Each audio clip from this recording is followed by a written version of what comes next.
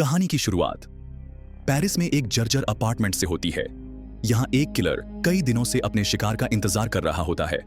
वह खिड़की से बाहर का नजारा देखता है, जहां लोग रोज की तरह अपना काम कर रहे होते हैं।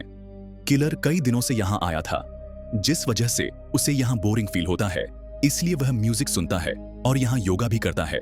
इसके बाद किलर अपार्टमेंट से नीचे आता है और एक रेस्टोरेंट से अपने लिए खाना लेता है। वह यहाँ चलते हुए अपने सीनियर से बात करता है। किलर कहता है कि वह कुछ और दिन इंतजार करेगा, जिसके बाद वह अपने इस काम को समाप्त कर देगा ताकि कोई भी उसके सिग्नल को ट्रैक न कर सके। अपार्टमेंट में लौटकर किलर दूरबीन से राहगीरों की जांच करता है। शाम को लोग कम परेशान लगते हैं। तब हत्यारा अपने राइफल को सेट करता है। तभी अचानक उसे दरवाजे के बाहर कदमों की आवाज सुनाई देती है। उसे लगता है कि शायद कोई अंदर आने वाला है। वह चौकन्ना हो जाता है, लेकिन हम देखते हैं कि बाहर एक पोस्टमैन है और वह ढेर सारे लेटर अंदर फेंक कर चला जाता है। इसके बाद किलर वापस अपनी जगह पर आता है और खिड़की से अपने टारगेट को देखता है, लेकिन अभी भी उसका टारगेट होटल में नहीं आया था। हत्यारा टेबल पर बिस्तर लगाता है और कुछ देर के लिए सोता है।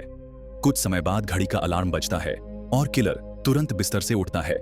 वह जब होटल की जांच करता है, तब वह देखता है कि उसका शिकार वहां आ चुका है और उसके साथ एक लड़की भी वहां आई थी। अब शिकार उसके सामने था, इसलिए किलर ध्यान से एक शूट की तैयारी करता है। उधर होटल में लड़की शिकार को खुश कर रही थी। वह उसे शराब पीने के लिए देती है और उसके सामने नाचती है। इधर किलर गन के लेंस से मॉनिटर करता है। वह कुछ क्षण की प्रतीक्षा कर रहा था। अब टारगेट सही पॉइंट पर था तो किलर गोली चलाता है, लेकिन वह अपने निशाने से चूक जाता है। अपनी सावधानीपूर्वक व्यवस्थित तैयारियों के बावजूद भी वह गलती से उस लड़की को गोली मार देता है। उस आदमी के गार्ड्स ने किलर को देख लिया था, जिस वजह से वे जल्दी से पर्दे को बंद कर लेते हैं। किलर अपने टारगेट को मारने से चूक गया, इसीलिए वह जल्दी से सारा सामान पैक करता है और अपार्टमेंट से नीचे आ जाता है। वह अपनी बाइक लेकर यहां से भागने लगता है और रास्ते में अपना सारा सामान अलग अलग जगहों पर फेंकता जाता है। हत्यारा देखता है कि पुलिस भी उसके पीछे पड़ चुकी है, इसीलिए वह उनसे बचने के लिए अपनी बाइक को गलियों में से लेकर जाता है और पुलिस से बच जाता है। और वह एक सुनसान जगह पर आकर अपनी बाइक को पार्क करता है। इसके बाद वह एक पास के पब्लिक टॉयलेट में आता है। वह अच्छी तरह से नहाता है, शेव करता है और कपड़े बदलता है। हत्यारा टॉयलेट से बाहर आता है और एक टैक्सी लेकर सीधा एयरपोर्ट पर आता है। अंदर जाने से पहले वह अपना कुछ बचा हुआ सामान और एक आखिरी बंदूक को एंट्री गेट पर डस्टबिन में फेंक देता है। अंदर वह चेक इन काउंटर के पास एक कुत्ते के साथ कुछ पुलिस अधिकारियों को देखता है। यह देख वह जल्दी से टॉयलेट में जाता है और खुद को दोबारा से साफ करता है। इसके बाद हत्यारे को उसके सीनियर का कॉल आता है, जिसने उस आदमी को मारने का पैसा दिया था। सीनियर उससे कहता है कि तुम अपने टारगेट को नहीं मार पाए, जिस वजह से क्लाइंट हमारे ऊपर बहुत गुस्सा है, क्योंकि तुम टारगेट नहीं मार पाए। इसलिए टारगेट ने अपनी सिक्योरिटी बढ़ा दी है, जिस वजह से अब उसे मार पाना इम्पॉसिबल है। सीनियर की बातें सुनकर हत्यारे को थोड़ा सा टेंशन होता है, इसलिए वह अपने मोबाइल फोन को तोड़ता है और उसे डस्टबिन में डालकर चला जाता है। वो वेटिंग एरिया में बैठकर विमान में चढ़ने का इंतजार कर रहा है, लेकिन तभी यहां वह एक आदमी को देखता है जिसने काले चश्मे को पहन रखा था। उस आदमी को देख हत्यारे को शक होता है और उसे लगता है कि शायद वह आदमी उसका पीछा कर रहा है। विमान में बैठने के बाद वह आदमी लगातार हत्यारे को देख रहा था। हत्यारा जब अपने डेस्टिनेशन पर लैंड करता है तो तब भी वह यहां उसी आदमी को देखता है। अब उसे पूरा यकीन हो गया था कि वह आदमी इसका पीछा कर रहा है। होटल में आने के बाद हत्यारा दरवाजे पर सभी चीजों को सेट करता है और एक चाकू लेकर सोफे पर बैठ जाता है ताकि यह उस पर हमला कर सके। लेकिन पूरी रात इंतजार करने के बाद भी यहां पर कोई भी नहीं आता, इसलिए हत्यारा सुबह अपनी दूसरी फ्लाइट लेता है और डोमिनिकन रिपब्लिक चला जाता है, जहां समुद्र के किनारे उसका एक गुप्त ठिकाना है। अपने पते पर पहुंचने पर उसे गेट पर कुछ जूते के निशान और सिगरेट के कई सारे टुकड़े दिखाई देते हैं। यह देख वह समझ जाता है कि जरूर यहां पर कोई आया है। किलर को लगता है कि घर के अंदर बिन बुलाए मेहमान अभी भी उसका इंतजार कर रहे हैं, लेकिन अंदर आने पर उसे घर का सामान बिखरा हुआ और कुछ खून के धब्बे मिले, लेकिन उसे कोई भी नहीं मिलता। हत्यारा अपनी प्रेमिका को यहीं पर छोड़कर गया था, लेकिन वह भी यहां नहीं मिली। लेकिन तभी उसे फोन पर पता चला कि उसकी प्रेमिका अस्पताल में है। हत्यारा भागता हुआ अस्पताल आता है। लड़की का भाई वहां अस्पताल में बैठा है और वह उसे सब कुछ बताता है। जो भी उसकी बहन ने उसे बताया था वह बताता है कि हमलावर दो थे, जिसमें एक पुरुष और एक महिला थी। उन दोनों का लक्ष्य डकैती बिल्कुल भी नहीं था, क्योंकि वह घर में आते ही मेरी बहन को मारने लगे।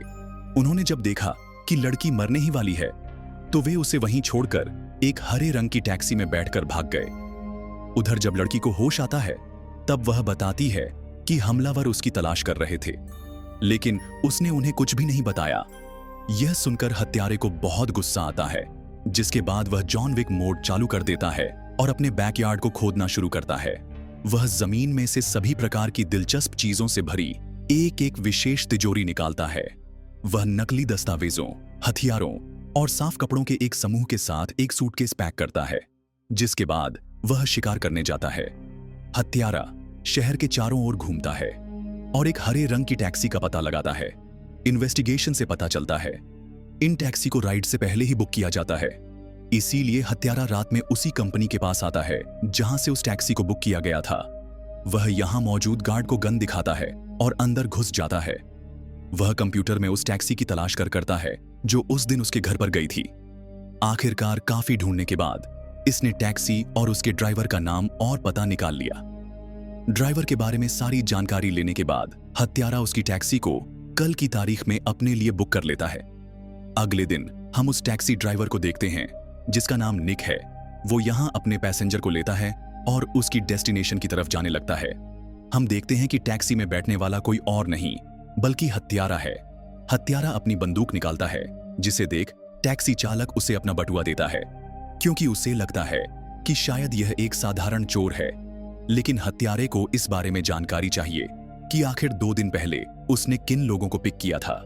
ड्राइवर कहता है कि उस दिन मैंने 2 लोगों को एयरपोर्ट से पिक किया था, जिसमें एक बुजुर्ग महिला और एक मस्कुलर आदमी था। मैंने जब उन्हें उनकी डेस्टिनेशन पर छोड़ा तब उन्होंने मुझे कुछ समय इंतजार करने के लिए कहा। मैं बाहर खड़ा होकर उनका इंतजार कर रहा था कि तभी मुझे अंदर से कुछ आवाज सुनाई दी। ऐसा लग रहा था कि जैसे वे दोनों किसी को मार रहे हों। वो दोनों जब दोबारा मेरी टैक्सी में आए तो उनके कपड़ों पर खून लगा था। ड्राइवर कहता है कि मैंने उन्हें वापस एयरपोर्ट पर ड्रॉप किया, जिसके बाद वह पता नहीं कहां चले गए। ड्राइवर की बात सुनकर हत्यारा समझ जाता है कि इसकी गर्लफ्रेंड को मारने वाला कोई और नहीं बल्कि इसका बॉस हॉजेस है, क्योंकि इसने उसके काम को पूरा नहीं किया था। इसलिए हॉजेस ने अपने 2 लोगों को इसके घर भेजा ताकि वे इसे मार सके, लेकिन यह घर पर नहीं था, इसलिए उन लोगों ने इसकी गर्लफ्रेंड को मारा। सारी बातें जानने के बाद किलर न्यू ऑर्लियंस जाता है, क्योंकि इसका बॉस हॉजेस इसी शहर में रहता है। यहां आकर हत्यारा सबसे पहले एक वैन किराए पर लेता है और फिर उसका नंबर प्लेट बदल देता है। अगली सुबह हत्यारा क्लीनर बनकर हॉजेस के ऑफिस के पास आता है और एक कुरियर बॉय के साथ अंदर जाता है ताकि कोई उसका चेहरा ना देख सके।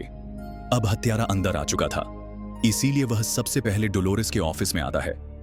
डोलोरेस उसे देखते ही डर जाती है, जिसके बाद वह उसे लेकर हॉजेस के ऑफिस में आती है। किलर के ऑर्डर पर डोलोरेस हॉजेस को कुर्सी से बांध देती है, जिसके बाद हत्यारा डोलोरेस को वॉशरूम में लॉक कर देता है। हॉजेस हत्यारे को देख उससे कहता है कि तुम यहां पर क्यों आए। यह सुनकर वह इसके पास आता है और इसके लैपटॉप को तोड़ देता है। हॉजेस कहता है कि तुमने मिशन के दौरान अपने टारगेट को मिस किया, जिस वजह से क्लाइंट मुझ पर बहुत गुस्सा हुआ। क्लाइंट बहुत पावरफुल आदमी है जो चाहता है कि उसके प्लान के बारे में किसी को भी पता ना चले, इसीलिए उसने मुझे तुम्हें मारने का कॉन्ट्रैक्ट दिया। हत्यारा उससे पूछता है कि वह 2 हत्यारे कौन थे जो मेरे घर पर आए थे, लेकिन हॉजेस इसे उनके बारे में नहीं बताता। हत्यारा काफी गुस्से में था, इसलिए वह हॉजेस को यहां मार देता है और वापस डोलोरेस के पास आता है। वो डोलोरेस को मारने के लिए आया है, लेकिन वो उससे एक डील करती है जिसमें वह हत्यारे को उन दोनों का नाम और पता देगी जो उसके घर पर गए थे। बदले में किलर को उसे छोड़ना होगा। हत्यारा डील एक्सेप्ट करता है, जिसके बाद वह दोनों हॉजेस की बॉडी लेकर वहां से निकल जाते हैं। डोलोरेस इस हत्यारे को अपने घर लेकर आती है और वो उसे एक फाइल देती है जिसमें उन दोनों का पता था जो इसके घर पर गए थे। साथ ही इसे उस क्लाइंट का भी पता मिलता है जिसने हॉजेस को कॉन्ट्रैक्ट दिया था। हत्यारा डोलोरेस से बात करते हुए कमरे से बाहर आता है, जिसके बाद वह उसकी गर्दन तोड़कर उसे सीढ़ियों से नीचे गिराकर मार देता है। यहां से निकलकर हत्यारा एक सुनसान जगह पर आता है। यहाँ वो हॉजेस की बॉडी के कई सारे टुकड़े करता है, फिर उन्हें अलग अलग जगहों पर फेंक देता है। इसके बाद वो वैन को अच्छी तरह से साफ करता है और अपना नंबर प्लेट निकालकर उसे वापस जमा कर देता है। हत्यारा अब फ्लोरिडा के लिए निकलता है क्योंकि उसका पहला शिकार ब्रूट यही रहता है। हत्यारा पूरा दिन ब्रूट की हरकतों पर नजर रखता है। रात में अपने मिशन को पूरा करने के लिए हत्यारा ब्रूट के घर के पास आता है, जिसके बाद हत्यारा अंदर आता है और अपनी गन लेकर ब्रूट को ढूंढने लगता है। लेकिन ब्रूट भी उसी का इंतजार कर रहा था। दोनों के बीच यहां एक लंबी फाइट होती है। ब्रूट काफी तेज था, जिस वजह से वह हत्यारे के ऊपर भारी पड़ता है, लेकिन हत्यारा किसी तरह अपनी गन लेता है और उसे मार गिराता है। गोली की आवाज सुनकर डॉग भी उठ खड़ा हुआ और हत्यारे का पीछा करने लगा, लेकिन वह जल्दी से बाहर निकलता है और गेट को बंद कर देता है, जिससे डॉग उस तक नहीं पहुंच पाता। हत्यारा ब्रूट के घर को जला देता है ताकि उसके खिलाफ वहां कोई भी सबूत ना रहे। अपने पहले टारगेट को खत्म करने के बाद हत्यारा अब न्यूयॉर्क के लिए निकलता है, क्योंकि उसका दूसरा टारगेट वहां है। वो यहां एक सफेद बाल वाली महिला का पीछा करता है, जिसका नाम एक्सपर्ट है। एक्सपर्ट जब एक रेस्टोरेंट में जाती है, तब हत्यारा भी वहां जाता है। वह उसके बिल्कुल सामने बैठा है, जिससे एक्सपर्ट उसे पहचान लेती है कि वह कौन है। वह उसे अपने साथ रात का लास्ट डिनर करने के लिए कहती, क्योंकि वह जानती है कि किलर उसे यहां मारने के लिए आया है। वह उसे ड्रिंक ऑफर करती है, लेकिन वह नहीं पीता। एक्सपर्ट कहती है कि हम तुम्हें मारना नहीं चाहते थे, लेकिन तुमने उस दिन अपने टारगेट को मिस किया था, जिस वजह से क्लाइंट ने हमें तुम्हें मारने का कॉन्ट्रैक्ट दिया, क्योंकि वह नहीं चाहता था कि उसके काम में कोई भी सबूत बचे। एक्सपर्ट कहती है कि मुझे पता है कि तुम मुझे यहां मारने के लिए आए हो। हत्यारा भी हाँ, मैं इशारा करता है और ड्रिंक लेता है। दोनों बाहर ताजी हवा खाने के लिए आते हैं। चलते हुए एक्सपर्ट नीचे गिर जाती है। वह हत्यारे की तरफ हाथ बढ़ाकर कहती है कि मुझे ऊपर उठाओ, लेकिन हत्यारा सीधे उसके सिर में गोली मारता है। वह देखता है कि एक्सपर्ट के दूसरे हाथ में एक चाकू था। वह कहता है कि मुझे पता था कि तुम मुझे धोखा दोगी, इसलिए मैं किसी पर यकीन नहीं करता। इसके बाद हत्यारा शिकागो के लिए निकलता है, क्योंकि इसका अंतिम टारगेट वहीं पर है। टारगेट का नाम हेनरी है, जो कि एक बिजनेसमैन है। दरअसल हेनरी हॉजेस का क्लाइंट था। इसी ने किलर को मारने का कॉन्ट्रैक्ट दिया था। अब किलर हेनरी का पीछा करना शुरू कर देता है। तब उसे पता लगता है कि ये हेनरी एक अरबपति है। उसके पास पहुंचना इतना आसान नहीं होगा। किलर अपनी योजना बनाना शुरू करता है। वो बड़े ही चालाकी से चला जाता है। पार्किंग लॉट में अंदर जाने के बाद वो देखता है कि यहां पर एक इलेक्ट्रिक डोर है, जो इतनी आसानी से नहीं खुलेगा। यानी कि किलर को अब दूसरी योजना बनानी पड़ेगी। वो सबसे पहले डुप्लीकेट चाबियां ऑन ऑर्डर करता है और पता करने लगता है हेनरी के सिक्योरिटी गार्ड के बारे में। वो गार्ड जब जिम में जाता है, किलर भी वहीं का मेंबरशिप ले लेता है। जब गार्ड ट्रेनिंग कर रहा होता है, तभी किलर पहुंच जाता है उसकी चीजों के पास और जल्दी ही डुप्लीकेट चाबी भी बना लेता है। अब किलर का लगभग काम खत्म हो चुका है। वो रात में जाकर के इंतजार करने लगता है अंदर जाने का। वो देखता है कि एक डिलीवरी बॉय बाहर आ रहा है। हेनरी के बिल्डिंग से जैसे ही वह बाहर आता है, किलर चला जाता है। अंदर थोड़ी देर के बाद वो पहुंच जाता है हेनरी के कमरे में। जैसे ही हेनरी उसे देखता है, उसे लगता है कि किलर कोई चोर है। वो उसे बताने लगता है कि मेरे कमरे में कोई भी ऐसी चीज नहीं है जिससे तुम्हारा फायदा होना। यहां कोई ज्वेलरी है और ना ही पैसे। लेकिन किलर इन बातों का कोई जवाब नहीं देता। तब हेनरी समझ जाता है कि ये कौन है। वो उससे माफी मांगना शुरू कर देता है। कहता है कि जो भी तुम्हारे साथ हुआ, उसमें मेरा कोई भी हाथ नहीं है। मैंने बस तुम्हें एक कॉन्ट्रैक्ट दिया था अपने राइवल को मारने का। लेकिन जब चीजें खराब हुई, उसके बाद एक के बाद एक सारी चीजें खराब होने लगी। जैसे ही तुम्हारा टारगेट मिस हुआ, मैं परेशान हो गया। मुझे लगा कि अब मेरा राइवल इस चीज को पता करने की कोशिश करेगा कि उस पर किसने गोली चलाई। तब मेरी बात हुई। हॉज से हॉज ने मुझे ब्लैकमेल करना शुरू कर दिया। उसने कहा कि अगर मैं सारे सबूतों को मिटाना चाहता हूं तो मुझे और पैसे भरने पड़ेंगे। मैं पैसे भरने लगा। तब सारे सबूतों को मिटाने के चक्कर में उसने तुम्हें मरवाने की कोशिश की। मेरा इन सब में कोई हाथ नहीं है।